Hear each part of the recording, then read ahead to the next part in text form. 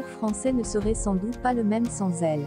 Blanche Gardin, reine de la rigolade, de la blague grinçante et subversive, de spectacle en main, je parle toute seule et bonne nuit blanche, n'a tout simplement pas de filtre. Un souci de vérité maladif, s'amuse-t-elle dans les colonnes du magazine Télérama. Et si elle apprend aux spectateurs à rire de tout, même de ses problèmes intestinaux ou de la sodomie, la comique de 43 ans n'a pas prévu de transmettre ses petits secrets de fabrication à une éventuelle descendance. L'envie de devenir maman, elle a tout simplement fait une croix dessus. Comme elle l'explique avec sérénité, la nature lui a mis un stop.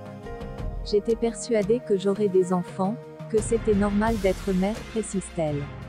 Fallait-il que je fasse appel à la science?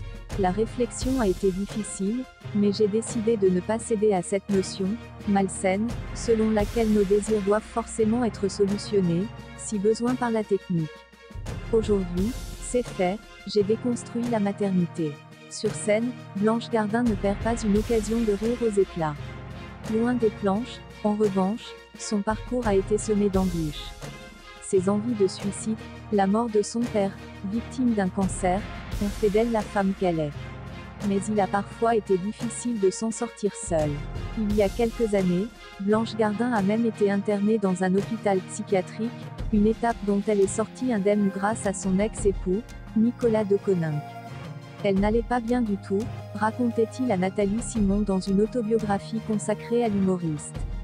Nous parlions pendant des heures. Elle m'a demandé d'être bienveillant vis-à-vis d'elle, je l'ai aidé à remonter la pente.